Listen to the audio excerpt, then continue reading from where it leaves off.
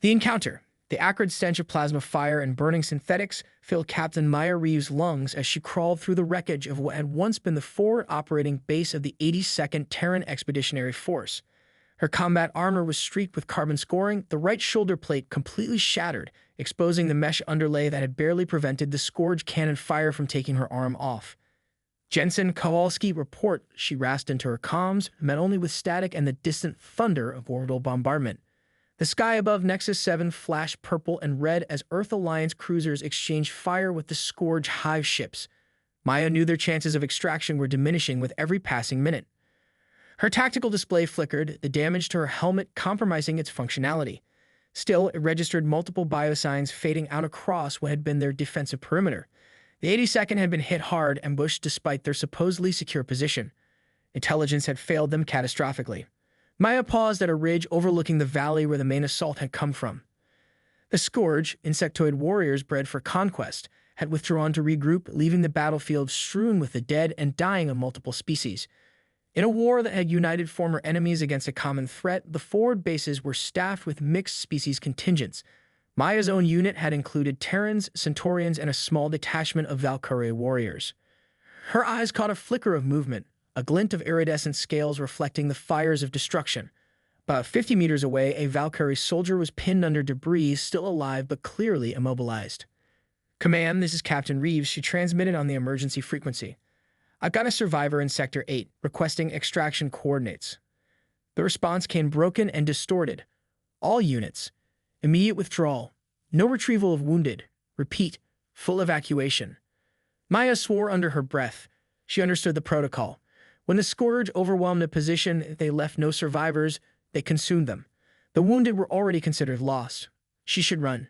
Every tactical calculation said to head for the extraction point 9 kilometers south. But something made her hesitate, eyes fixed on the struggling Valkari. The Valkari were recent and reluctant allies of Earth. Reptilian humanoids with a complex honor culture, they had joined the alliance against the Scourge only after their home system had been devastated. Their warriors were renowned for their physical prowess and strategic brilliance, but their rigid social hierarchy meant they often operated separately from other species. Maya made her decision. She scrambled down the ridge, keeping low, her pulse rifle ready. As she approached, she could see that the Valkyrie was a female, her violet-tinged scales dulled with dust and what appeared to be Valkyrie blood, silver blue and viscous. The massive support beam pinning her lower body had likely shattered her spine. "I'm Captain Maya Reeves, Earth Alliance Marines," she said, crouching beside the alien warrior. "Can you understand me?" The Valkyrie's multifaceted eyes focused on Maya with effort. "I am Thex'ahn, second blade of the Valkyrie Sunspear Legion." Her translator rendered the words in slightly accented English. "Leave me, human. The Devourers will return." "Not without you," Maya said, already assessing how to move the beam. Her exo-assisted armor could handle the weight, but extracting the Valkyrie without causing further injury would be challenging.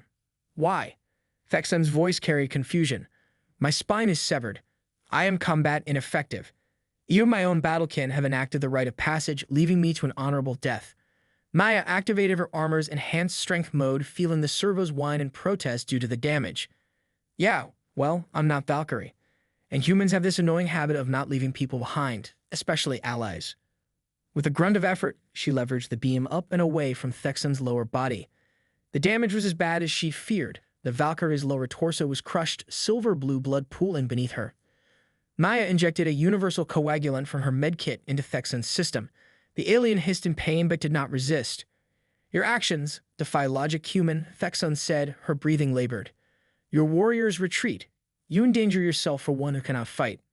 "Call it a human weakness," Maya replied, applying emergency nanoseals to the worst of the wounds. "Or strength, depending on who you ask." She activated her tactical display again, searching for a route to the extraction point. 9 kilometers through Scourge-held territory, carrying a wounded Valkyrie warrior who outweighed her by at least 40 kilos. "This is going to hurt," Maya warned, preparing to lift Thex'ahn. "But I need you to stay quiet. Scourge hunting parties will be sweeping for survivors." "If you insist on this foolishness," Thex'ahn responded, "then know that Valkari can enter a healing trance to minimize pain and bleeding. I will require silence and respiratory stability." Maya nodded, then carefully hoisted the alien warrior across her shoulders in a fireman's carry. Her armor's servos strained but held. Thex'ahn's body went rigid, then eerily still, her her breathing becoming so shallow that Maya's sensors barely detected it. The journey south began under the crimson glow of Nexus 7's twin moons. Maya moved as quickly as she dared, using the burning wreckage and natural terrain features for cover. Her tactical training took over. 15 meters of movement, paused to scan and listen, then another 15 meters. 2 hours into their escape, Maya's sensors detected movement ahead. A Scourge hunting party of 5 warriors, their chitinous exoskeletons gleaming dully in the moonlight. They were systematically checking bodies, consuming any living tissue they found. Maya eased Thex'ahn down behind his shattered combat vehicle, drawing her pulse rifle. Taking on 5 Scourge alone was suicide, but circling around would cost precious time they didn't have. To her surprise, she felt a light touch on her arm. Thex'ahn had emerged from her trance, her eyes clear and focused despite her grievous injuries. "Your weapons," the Valkari whispered. "Inefficient against their carapace at this range." Maya grimaced. "I'm aware. Their ventral plates disperse energy weapons. Need to get within 10 meters for a kill shot, and there are 5 of them." Thex'ahn's hand moved to her own belt, drawing a curved ceremonial dagger that gleamed with an inner light. "Valkari Sunsteel. Disrupts their neural pathways. Take it." Maya hesitated, recognizing the significance of the offer. Valkari weapons were deeply personal, especially those made of sunsteel, a rare alloy forged in the coronas of their home system stars. "I cannot wield it now," Thex'ahn added, "but it would dishonor me to die with it unused against our enemy." Maya accepted the blade with a nod of respect. "I'll return it when we're safe." "If," Thex'ahn corrected, "if we survive, you will return it with the blood of our enemies upon it, and I will be in your debt." The blade felt unnaturally light in Maya's hand, almost like it was eager to move. She had basic training in close-quarters combat, but had always relied more on ranged weapons. "There is a connection," Thex'ahn explained weakly. "The metal resonates with intent. Think of the blade as an extension of your will." Maya took a deep breath, focusing on the dagger. To her astonishment, she felt this subtle vibration, almost like a response to her thoughts. "I'll be back," she promised, slipping away from their hiding place. Moving silently around the perimeter of the Scourge patrol, Maya approached from behind, focusing on the isolated scout at the rear. The sunsteel dagger hummed almost imperceptibly in her grip as she closed the distance. 10 meters. 5. 3. She struck without hesitation, driving the blade into the junction between the Scourge warrior's head and thorax, precisely where Thex'ahn's subtle hand gesture had indicated. The effect was immediate and astonishing. Instead of the resistance she expected, the blade slipped through the armored carapace like it was passing through water. The Scourge collapsed silently, its neural system instantly disrupted. Maya retrieved the dagger, surprised to find it clean. The blade had somehow repelled the alien's caustic bodily fluids. 1 down, 4 to go. She repeated the process with the next isolated Scourge, the blade seeming to guide her hand to the creature's vulnerability. 2 down. The remaining 3 Scourge, however, sensed something amiss. They chittered in their incomprehensible language, forming a defensive triangle that left no blind spots. Maya retreated momentarily, analyzing the situation. Direct confrontation with 3 alert Scourge was too risky. She needed a distraction. Returning to Thex'ahn, she found the Valkari had deteriorated, her scales losing their luster. "You've taken 2, Thex'ahn observed weakly. "The blade accepts you." 3 are alert now, Maya explained. "Need a distraction."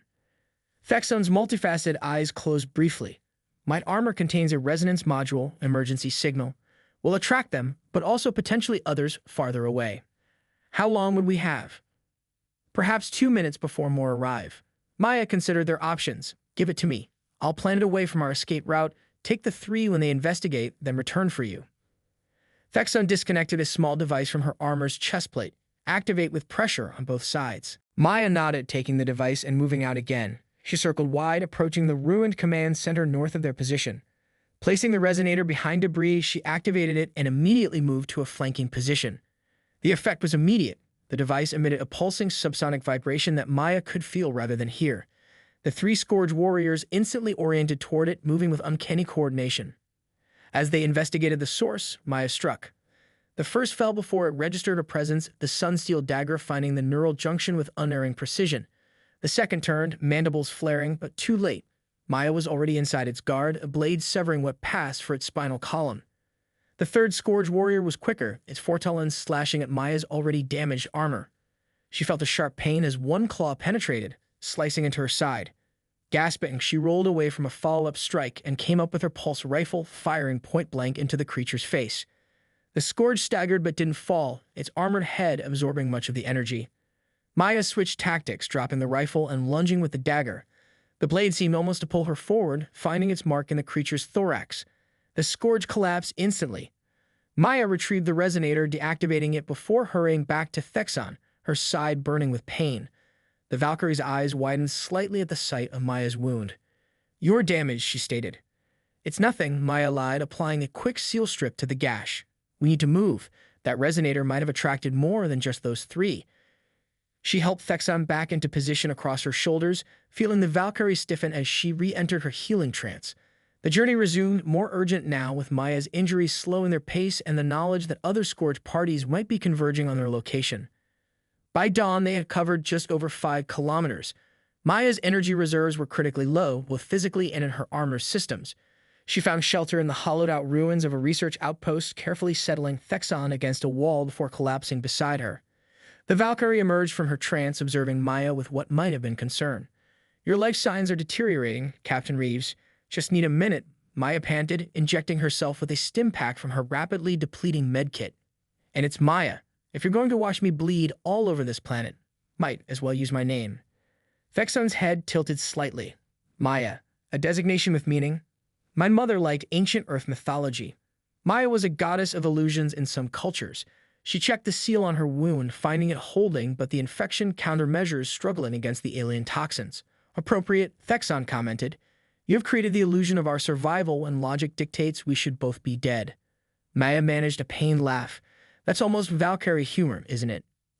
"We're not known for our humor," Thex'ahn replied, though Maya thought she detected a subtle change in the alien's tone, something almost like warmth. "Why did your people leave you?" Maya asked after a moment of silence. "I know Valkyrie value strength, but abandoning wounded seems cruel by human standards," Thex'ahn finished. "The rite of passage is ancient. Those who cannot fight or move under their own power are given honorable death by their kin. I requested it, but the final assault came before it could be granted. In their withdrawal, they assumed I would end my own life rather than be consumed. And would you have?" Thex'ahn was silent for a long moment. "I do not know. Our ways have served us for millennia, but this war challenges many certainties."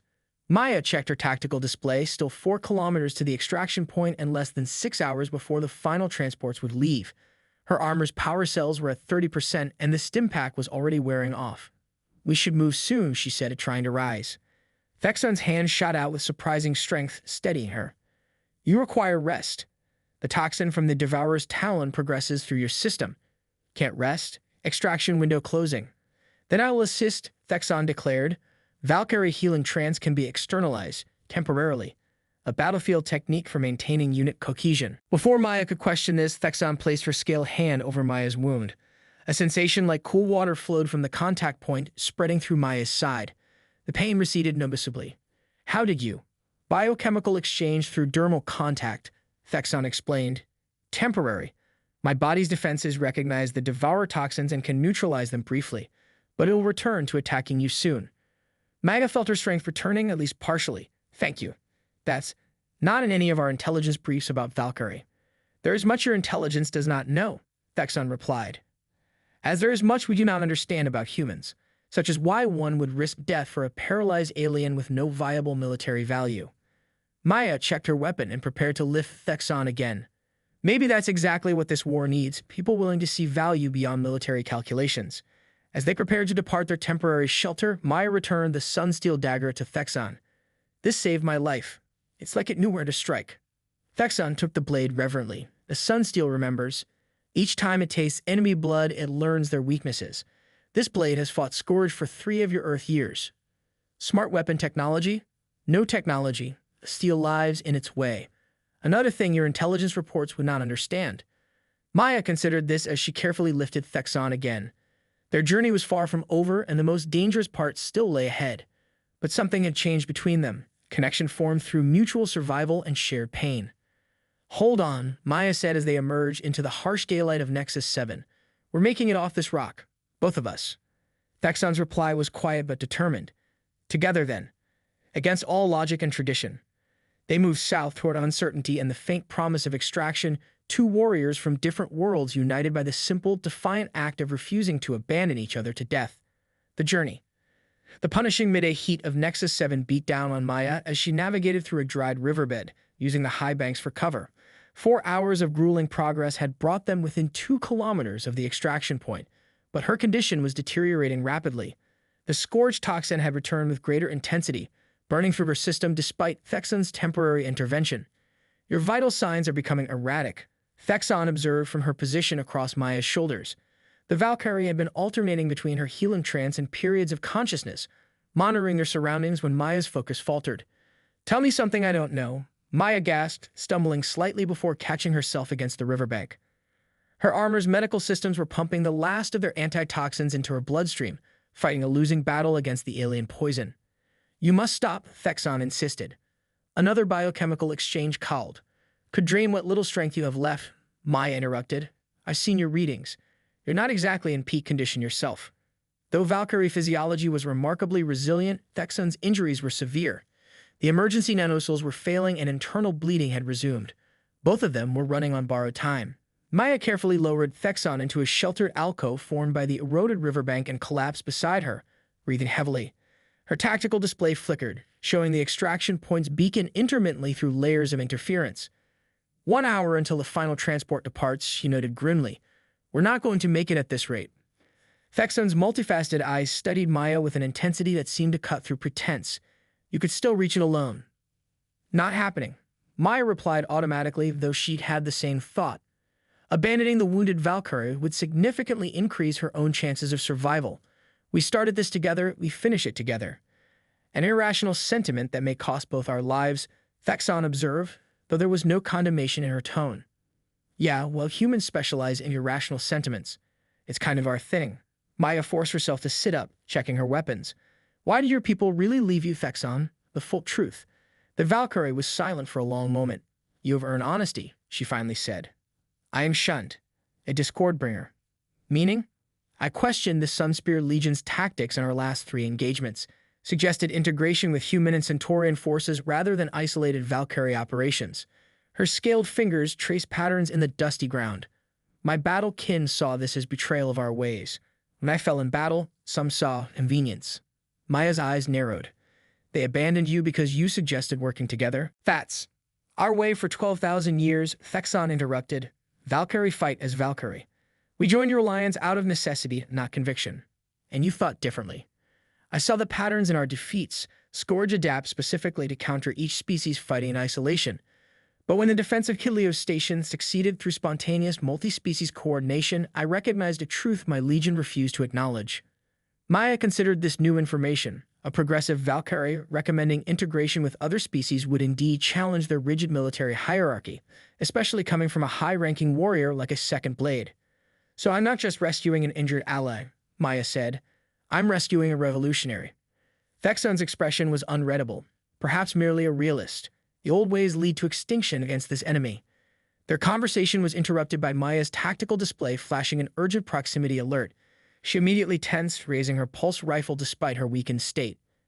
"Multiple signatures approaching from the north," she whispered. "Not Scourge pattern, too organized, too deliberate." "Your people?" Thex'ahn asked. "Maybe." Maya adjusted her scanner. "Earth Alliance signatures. It's a retrieval team." Relief flooded through her, quickly followed by caution. "Stay quiet. Let me handle this." Within minutes, 6 heavily armed Marines appeared at the riverbed's edge, their armor displaying the insignia of the 103rd Retrieval Division. Their leader, a lieutenant whose nameplate read Voss, spotted Maya and signaled the others to secure the perimeter. "Captain Reeves," Voss called down. "Medical scans showed you were still alive. Extraction Team Bravo dispatched to retrieve high-value personnel." Maya struggled to her feet, deliberately positioning herself to partially shield Thex'ahn from view. "Glad to see you, Lieutenant. I have an injured Valkyrie officer with me. We'll need medical transport for 2. Voss hesitated, his helmet turning slightly to take in Thex'ahn's condition. "Captain, our orders are to retrieve Earth Alliance personnel only. Resources are critical with the evacuation timeline." "Then consider me her medical transport," Maya replied firmly. "She's coming with us." The lieutenant's posture stiffened. "With respect, Captain, at Valkyrie is combat ineffective and would require significant medical resources. Resources allocated for human casualties. She's a Second Blade of the Sunspear Legion," Maya countered, "with critical intelligence on Scourge vulnerabilities." "Even if that's true," Voss responded, "command has been explicit. The Valkyrie contingent has already withdrawn on their own transports." They left their casualties behind, following their own protocols. Maya felt rage building despite her weakened state. I didn't drag her 4 kilometers through scourged territory to abandon her now because of bureaucratic bullshit. The lieutenant signaled 2 of his Marines to approach.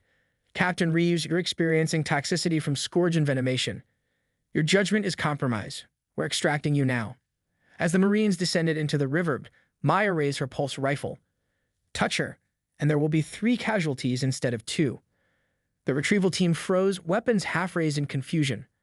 Maya knew she was committing effective mutiny, but delirium from the toxin and days of pushing beyond her limits had stripped away her regard for protocol. Captain, Voss warned, this is the right thing to do, Maya interrupted. And if the Alliance can't see that, then maybe we deserve to lose this war. The standoff might have escalated further if not for Thex'ahn's intervention. The Valkari warrior pulled herself upright against the riverbank, her regal bearing somehow intact despite her grievous injuries. Lieutenant of Earth, she addressed Voss directly, your concern for resource allocation is logical. I propose an exchange. Everyone's attention shifted to the wounded alien. The resonance module in my armor, Thex'ahn continued, contains tactical data on scourge neural vulnerabilities mapped over 17 engagements. Data my own command deemed too collaborative to share with Alliance forces. Voss hesitated. What are you saying? I am saying, Thex'ahn replied with dignity, that I offer military value exceeding the medical resources my survival would require. The lieutenant's tactical assessment was almost visible behind his visor. Such intelligence could save thousands of lives if legitimate. How do I know this isn't desperation talking? He asked. Thex'ahn removed her resonance module and held it out.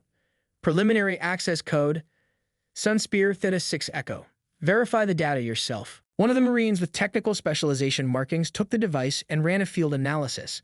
After a tense 30 seconds, he looked up at Voss. Sir, this is unprecedented. Scourge neural mapping at a level our science division hasn't achieved. Targeting solutions for their command casts. The balance shifted perceptibly. Voss lowered his weapon. Retrieval team prepare for double extraction. Priority medical protocols. As the Marines moved to assist, Maya felt her strength finally giving out. She collapsed to one knee, the rifle suddenly too heavy to hold. Through blurring vision, she saw Thex'ahn reach out to steady her. Now who's being irrational? Maya managed to quip. I learned from an expert, Thex'ahn replied, and Maya could have sworn she detected the Valkari equivalent of a smile. The retrieval team efficiently secured both of them for medical transport. As they were being lifted from the river, Maya felt Thex'ahn's scaled hand grasp hers. The rite of passage works both ways, the Valkari said quietly. Those who save a warrior's life when all hope is lost become battle kin. We are bound now, Maya Reeves. Battle kin, Maya repeated as the stimulants from the medical team's emergency treatment coursed through her system. I think I can live with that. Let us hope we both can, Thex'ahn replied. There is much work ahead. The evacuation transport shuddered as it broke Nexus 7's atmosphere, the planet's gravitational pull fighting their escape. In the medical bay, Maya drifted in and out of consciousness as advanced detoxification procedures worked to purge the scourge poison from her system. Across from her, separated by a transparent isolation field, Thex'ahn underwent more extensive treatment. Valkari anatomy was similar enough to other reptilian species that the medical ad could adapt its protocols, but different enough that each procedure required careful calibration.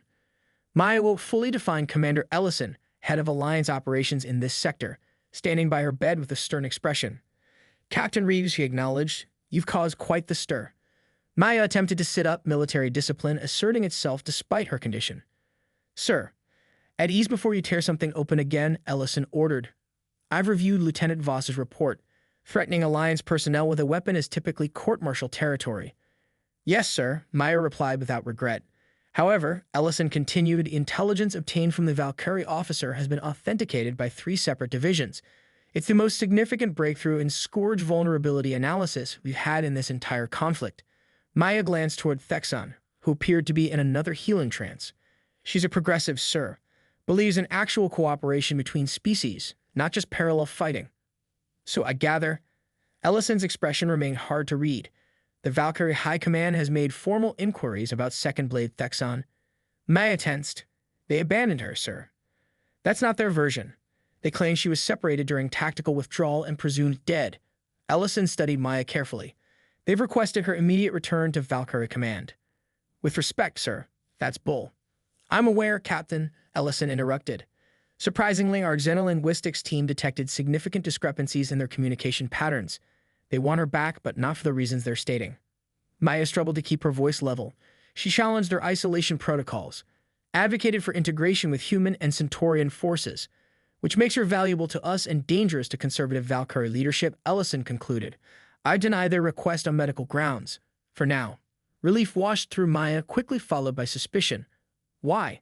Since when does Alliance Command care about internal Valkari politics?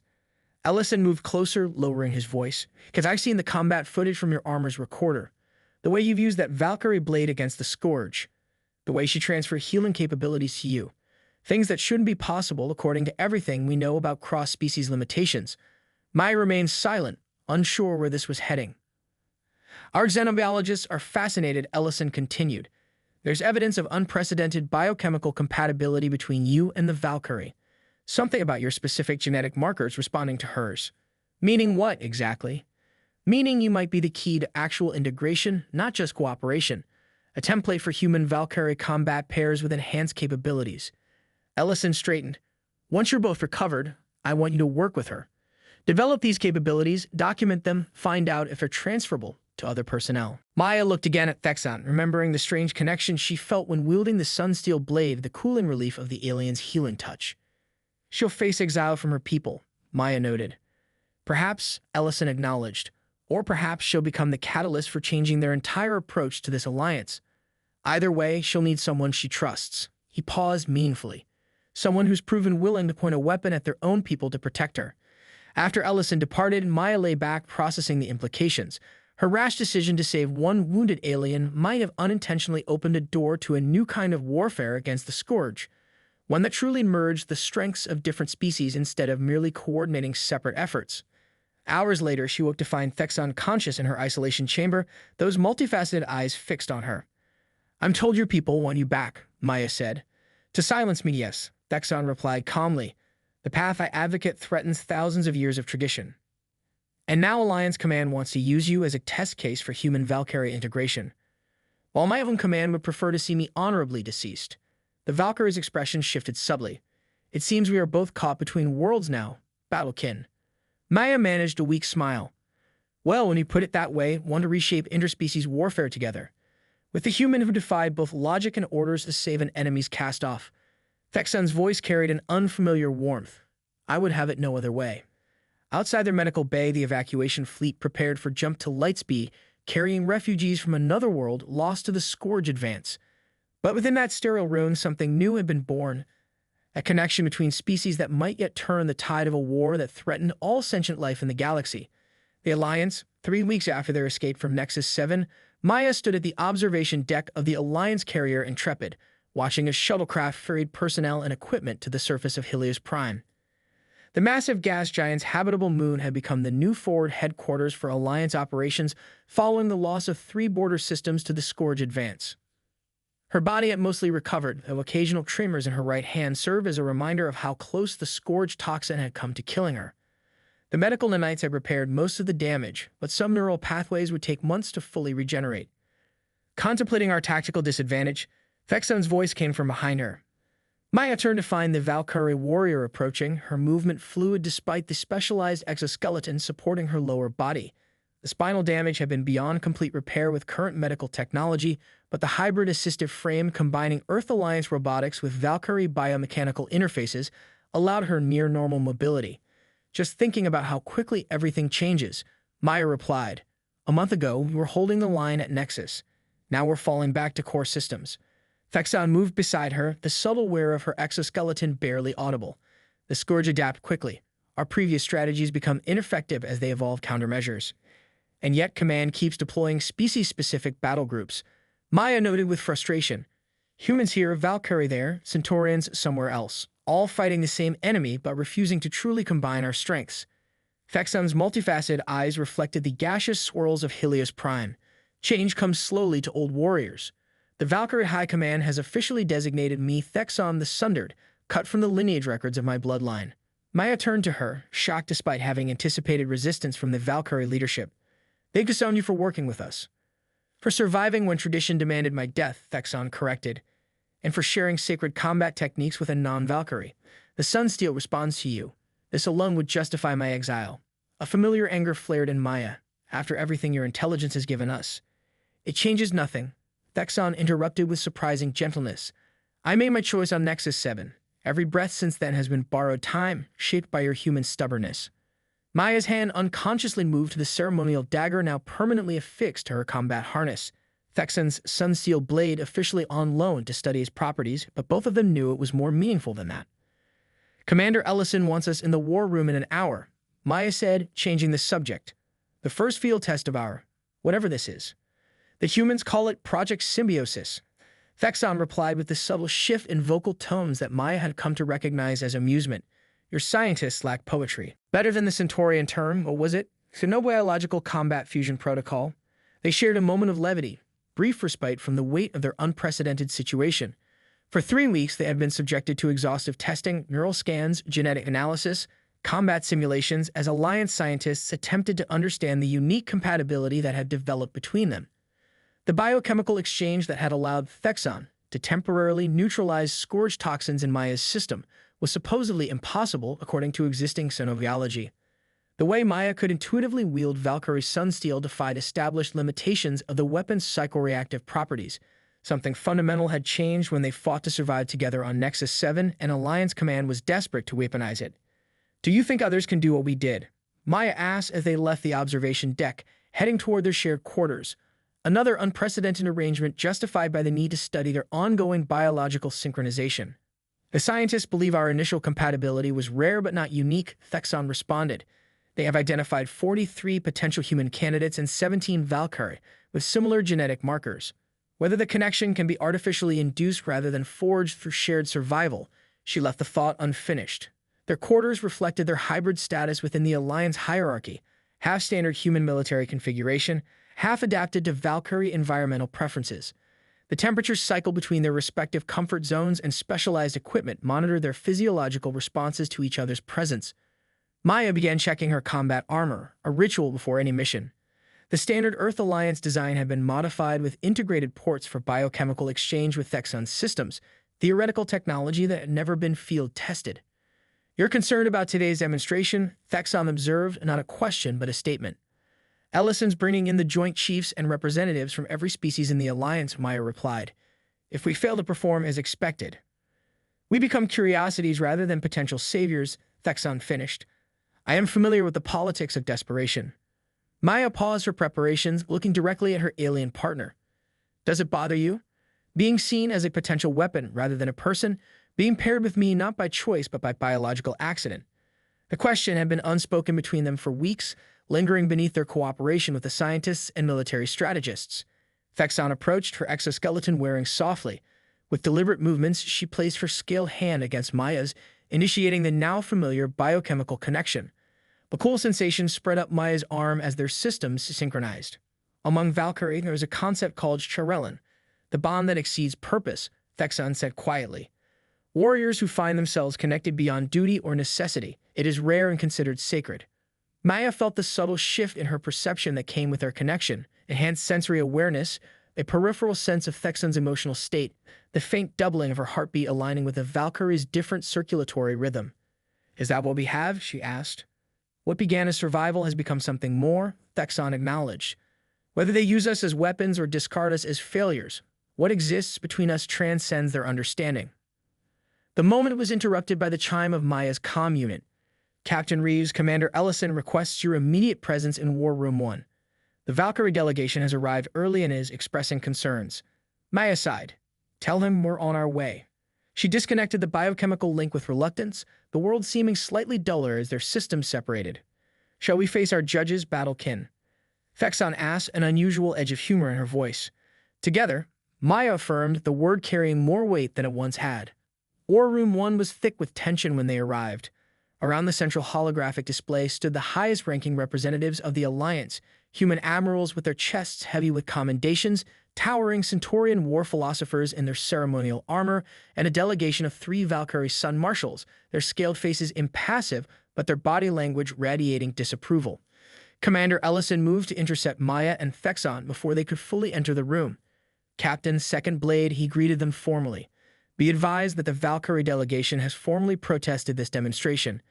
They claim we have violated their sovereign biological rights by experimenting on a disgraced warrior. Maya instinctively shifted closer to Thex'ahn, a protective gesture that didn't go unnoticed by the observing Sun Marshals. "Sir, with respect." "Save it, Captain," Ellison interrupted quietly. "I've reminded them that Second Blade Thex'ahn requested asylum under Alliance protection and volunteered for all procedures. Just tread carefully. This alliance is fragile enough without species-specific pride complicating matters." As they approached the central table, the lead Valkari Sun Marshal, identifiable by the distinctive solar crest on his ceremonial armor, fixed his multifaceted eyes on Thex'ahn. The Sundered One appears in official proceedings, he stated in the formal Valkari mode that translators struggle to render naturally in English. Does she speak with borrowed voice, or has she found new purpose in exile? Before Maya could intervene, Thex'ahn stepped forward, her exoskeleton allowing her to stand at full height despite her injuries. "Sun Marshal Kavesk, I speak with the voice of necessity," she replied, using formal Valkyrie language protocols. "The scourge devour our worlds while we cling to forms that no longer serve survival." The Sun Marshal's scales rippled in what Maya had learned to recognize as controlled anger. "You would have us abandon 12,000 years of martial tradition because one battle on one world suggested alternative approaches?" "I would have us survive," Thex'ahn countered simply, "even if survival requires evolution." Admiral Chen of the Earth Alliance forces cleared her throat. "Fascinating as this philosophical debate is, we're here to evaluate a potential tactical advantage against the Scourge. Commander Ellison reports unprecedented cross-species integration between Captain Reeves and Second Blade Thex'ahn. If replicable, this could significantly impact our combat effectiveness." The Centaurian war philosopher Radaxa rumbled in their species' distinctive bass. "The question is not merely of tactical advantage, but of fundamental boundaries. Are we to become blended beings to defeat the Scourge? At what point do we sacrifice our essential natures?" Maya recognized the familiar pattern of Alliance meetings, humans focusing on practical applications, Centaurians raising philosophical concerns, and Valkyrie defending tradition. Meanwhile, the Scourge advanced through their territories, consuming world after world. "Permission to demonstrate rather than debate, Admiral," she requested formally. Admiral Chen nodded. "Proceed, Captain. Show us what's got everyone so worked up." Maya and Thex'ahn moved to the center of the room as the others withdrew to the perimeter. The holographic display reconfigured to show a simulated Scourge attack pattern based on recent engagements. "Phase 1 synchronization," Maya announced, extending her arm toward Thex'ahn. The Valkyrie warrior connected their interface ports, initiating the biochemical exchange that had been refined and standardized since their desperate improvisation on Nexus 7. Maya felt the now familiar rush as their systems aligned, her heart rate adjusting to match Thex'ahn's more efficient rhythm, her neural pathways temporarily adopting Valkyrie-like structures for processing sensory information. The observing officials monitored their biometric data on secondary displays, murmurs of surprise rippling through the room as the depth of their integration became apparent. "Phase 2 combat synchronization," Thex'ahn stated, drawing her primary Sunsteel blade, while Maya unsheathed the smaller one that had once belonged to the Valkyrie. This was the part that had most astounded the Alliance scientists. As they moved through a series of combat forms, their movements became perfectly coordinated, not merely practiced, but intrinsically linked. The Sunsteel blades hummed with increasing resonance, responding to a unified intent rather than individual control. "Holographic combat simulation, authorization Reeves Theta 9, Maya commanded." The room's systems generated three-dimensional Scourge warriors, realistic in appearance and programmed with actual combat data from recent engagements. As the simulated enemies attacked, Maya and Thex'ahn responded as a single unit, their movements fluid and complementary. Maya utilized human adaptability and improvisation, while Thex'ahn employed Valkyrie precision and ancestral combat knowledge, but the distinction between their techniques began to blur. The Sunsteel blades left trails of energy as they struck the holographic Scourge, targeting neural junctions with unerring accuracy that neither human nor Valkyrie could achieve alone. Maya felt Thex'ahn's knowledge flowing through their connection, guiding her strikes, while her own intuitive tactical adaptations influenced the Valkyrie's positioning. Within minutes, they had eliminated a simulated Scourge force that would typically require a full squad of either species. "Phase 3 neural alignment," Thex'ahn announced, her voice overlapping slightly with Maya's as they spoke simultaneously, an unexpected side effect of their deepening synchronization. This was the aspect of their capabilities that had most disturbed the more conservative elements of both human and Valkyrie leadership. Their neural patterns began to harmonize, creating a shared consciousness that maintained individual identity but operated with singular purpose. "Target analysis," they spoke in unison, their voices creating an unusual harmonic. The The holographic display shifted to show a complex scourge hive formation recently observed in the Proxima sector. As they studied it, their shared neural processing began identifying vulnerabilities that neither species' tactical systems had recognized individually: weaknesses in the scourge architectural support structures, resonance patterns in their communication nodes that could be exploited, and previously undetected hierarchical relationships between different caste types. The room had fallen completely silent, the assembled leadership watching as Maya and Thex'ahn systematically dismantled established tactical assumptions and presented entirely new approaches to combating the scourge threat. When they finally disengaged their connection, returning to separate consciousness, Maya felt the familiar sense of loss, like part of herself had been temporarily removed. She steadied herself against the display table, the transition back to individual perception always disorienting. Admiral Chen was the first to speak. Impressive, if somewhat unsettling. Abomination, hissed one of the Valkari sun marshals, though notably not Kvesk, who was studying Thex'ahn with an expression Maya couldn't quite interpret. Innovation, countered the Centaurian war philosopher. Perhaps necessary innovation. Commander Ellison stepped forward. The science team projects that with proper pairing protocols, we could establish up to 30 human Valkari combat units within 3 months. Preliminary simulations suggest such units could increase our effectiveness against scourge forces by 300%. At what cost? Demanded Sun Marshal Kvesk. The blurring of boundaries between species, the dissolution of pure Valkari combat tradition. Before Ellison could respond, a priority alert sounded throughout the war room. The holographic display automatically shifted to show a tactical feed from the Helia's prime perimeter. Scourge vessels detected entering the system, announced the ad controller. Configuration unknown. Attack pattern deviates from established precedent. Maya and Thex'ahn exchanged glances. They've adapted again, Maya stated. Faster than projected, Thex'ahn agreed. They learned from each defeat. Admiral Chen immediately took command. All vessels to battle stations, planetary defense grid to full activation. Evacuation protocols on standby. As the room erupted into coordinated chaos, Commander Ellison approached Maya and Thex'ahn. This discussion will have to wait. Report to Hangar Bay 3. We're deploying a reconnaissance team to assess the new Scourge configuration. Sir, Maya acknowledged, already moving toward the exit with Thex'ahn. Sun Marshal Kvesk intercepted them before they could leave. Second Blade Thex'ahn, he addressed her formally, surprising Maya with the use of her rank rather than Sundered One. Your path dishonors tradition but honors purpose. The distinction is noted. It wasn't approval from a Valkari Sun Marshal, it was significant acknowledgement. Thex'ahn inclined her head in the traditional gesture of respect between warriors of different ranks. The first sun shines on all paths that lead to victory, Sun Marshal, she replied. As they hurried toward the hangar bay, Maya glanced at her partner. Was that as important as it sounded? Kvesk is first blade of the High Command, Thex'ahn explained. His acknowledgement, however reluctant, opens possibilities. For what? Your reinstatement? For the possibility that Valkari ways might adapt rather than merely endure or perish. Thex'ahn's multifaceted eyes held a new intensity. But first, we must survive this attack. Hangar Bay 3 was a flurry of activity as they arrived. A specialized reconnaissance craft was being prepared, sleeker than standard Alliance vessels with adaptive stealth systems designed to penetrate Scourge detection grids. Lieutenant Voss, the same officer who had retrieved them from Nexus 7, approached as they entered. Captain Reeves, Second Blade, you've been assigned as the forward reconnaissance team. This mission is observation only, yet close enough to the new Scourge configuration to gather detailed intelligence that return immediately. Maya reviewed the mission parameters on the provided tactical pad. These orbits bring us very close to their formation. Command needs detailed scans of whatever adaptations they've made, Voss explained.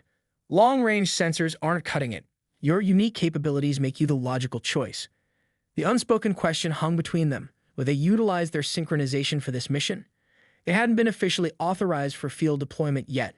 Understood, Maya replied simply. We'll get it done. As they boarded the reconnaissance vessel, Thex'ahn moved to the co-pilot position, her exoskeleton interfacing smoothly with the modified control systems. The craft had been hastily adapted to accommodate their potential synchronization, with neural interface ports installed at both stations. Per-launch checks complete, Maya announced as the hangar bay doors began to open. Reactor at optimal capacity, stealth systems online. Helm responsiveness at 98.7%, Thex'ahn added. Neural interface ports active but dormant. The small craft lifted smoothly from the deck and accelerated into space, leaving the massive Alliance carrier behind as they moved toward the outer system, where Scourge vessels had been detected. For 20 minutes they flew in silence, each performing their duties with practiced efficiency. As they approached the designated reconnaissance coordinates, Maya finally addressed what they'd both been considering. "We haven't been authorized to synchronize in the field," she noted. "No, we have not," Thex'ahn agreed. "A logical precaution given the unknown long-term effects. But if we encounter difficulties, we do what is necessary to complete the mission and survive," Thex'ahn finished, "as we did on Nexus 7. Maya nodded, satisfied with their unspoken agreement, activating maximum stealth configuration. Passive sensors only from this point. The reconnaissance craft's engines shifted to minimal output as they drifted toward the coordinate where the Scourge fleet had been detected. Advanced sensor baffles wrapped their electromagnetic signature in randomized patterns designed to mimic background radiation. What they found as they cleared the moon's shadow froze Maya's blood. The Scourge vessels had arranged themselves in a formation unlike anything previously documented. Not the typical assault configuration, but something organic and adaptive, constantly shifting like a living organism. "They're devolving," Thex'ahn observed, her voice unnaturally steady. "The vessels appear to be physically connecting, creating a unified structure." Maya enhanced the sensor resolution, focusing on the points where Scourge ships joined. "It's like they're forming a collective nervous system. Each ship is becoming a node in a larger entity." Transmitting data to Alliance Command, Thex'ahn stated, initiating the secure burst transmission that would relay their observations without revealing their position. Before the transmission could complete, the Scourge formation pulsed with energy. Their vessel's sensors detected a sweeping pattern of unknown radiation emanating from the collective. "Evasive maneuvers," Maya shouted, banking the craft away from the energy wave, but it was too late. The radiation washed over their vessel, penetrating their stealth systems as if they weren't there. Alarms blared as systems began failing in sequence: propulsion, communications, and life support. "They detected us," Thex'ahn stated unnecessarily. "The radiation pattern. It's a new form of sensor technology. Our stealth countermeasures are ineffective." Maya fought with the unresponsive controls as the craft began to drift, rerouting emergency power to propulsion and life support. Multiple smaller Scourge vessels detached from the main formation, moving with predatory purpose toward their position. "Intercept in 3 minutes," Thex'ahn calculated. "We cannot outrun them with our compromised systems." Maya met her partner's multifaceted eyes across the cockpit. "Phase 1 synchronization?" Without authorization, Thex'ahn noted, though she was already extending her interface connector. "I won't tell if you won't," Maya replied, connecting their systems. The familiar rush of biochemical exchange flowed between them, their physiologies aligning as their separate awareness began to merge. Through their connection, Maya felt Thex'ahn's analytical capabilities enhance her own intuition, while Valkari gained access to Maya's adaptive problem-solving. Together, they reassessed their situation with enhanced perception. "The Scourge radiation affected our technology, but not our biological systems," they realized simultaneously. Their adaptation specifically targets Alliance mechanical systems. "Manual override protocols," Maya stated, already reaching for the emergency systems beneath the console. "We're routing neural pathways through our synchronized connection to bypass affected circuits," Thex'ahn added, her hands moving in perfect coordination with Maya's. Working with synchronized efficiency, they managed to restore minimal propulsion and defensive capabilities, not by repairing the damaged systems, but by creating an entirely new control pathway that utilized their merged consciousness as a biological computer. The pursuing Scourge vessels closed the distance, their organic weapons platforms orienting toward the damaged reconnaissance craft. "We need to complete the transmission," Maya said. "Alliance Command needs to know what they're facing." "The communications array is completely non-functional," Thex'ahn replied, "but perhaps—" Through their connection flowed a radical idea, one that would have been impossible for either of them to conceive individually. The sunsteel blades they carried could resonate at frequencies that affected Scourge neural systems. With proper modulation, they might be able to convert that resonance into a carrier wave for the intelligence they gathered. Theoretical but possible, they concluded together. Working quickly, they removed both sunsteel blades from their sheaths, connecting them to the ship's sensor package through improvised interfaces. Using their synchronized neural patterns, they began modulating the blade's natural resonance to encode the critical data about the Scourge evolution. "Transmission ready," Thex'ahn announced, "but the power requirement will drain our remaining life support reserves." "One shot," Maya acknowledged. "Make it count." They initiated the transmission, feeling the sunsteel vibrate with unprecedented intensity as it converted their gathered intelligence into waves of resonant energy that could penetrate the Scourge jamming. The pursuing Scourge vessels opened fire, energy beams lancing toward their vulnerable craft. With the last of their maneuvering capability, Maya and Thex'ahn executed an evasive pattern that would have been impossible without their synchronized reflexes, a complex three-dimensional spiral that confused the Scourge targeting systems just long enough for their transmission to complete. Transmission successful, they confirmed together moments before a Scourge energy beam struck their craft's primary power core. Systems failed catastrophically around them as the reconnaissance vessel began to break apart. Emergency containment fields activated, sealing the cockpit as the rest of the ship disintegrated. Ejection systems non-responsive, Maya reported, fighting to maintain their synchronization as alarm klaxons blared around them. Calculating survival options, Thex'ahn responded, her Valkari precision bringing order to chaos. One possibility remains. Through their connection, Maya understood immediately. The cockpit module had been designed with emergency survival features, including a reinforced structure and independent life support. If they could separate it from the disintegrating vessel manually, they might survive long enough for rescue. Without hesitation, they moved to execute the desperate plan, their synchronized movements allowing them to perform the complex emergency separation procedure in half the normal time. As the cockpit module detached from the dying vessel, inertial dampeners failed, throwing them against the bulkheads. Maya felt sharp pain explode through her consciousness, both her own injury and an echo of Thex'ahn's as the Valkari's exoskeleton was damaged in the impact. Their synchronization wavered but held, their shared will to survive strengthening the biological connection between them. The cockpit module tumbled through space, partial power allowing minimal life support but no communication or propulsion. Through the viewport, they watched the Scourge vessels surround the debris field of their craft, methodically analyzing the wreckage. "They'll find us," Maya stated, blood trickling from a cut above her eye. "Yes," Thex'ahn agreed, "but they've already lost." Maya understood through their connection. The transmission had gone through. Alliance Command now knew about the Scourge evolution, the new detection capabilities, the collective neural structure forming among their ships. Knowledge that might save billions of lives across multiple species. Worth it, Maya concluded, reaching across the damaged console to clasp Thex'ahn's scaled hand, reinforcing their synchronization as the Scourge vessels closed in on their position. Together in life or death, Thex'ahn affirmed, as battle-kin should be. As the lead Scourge vessel extended capture arms toward their module, a sudden flash of light blinded them momentarily.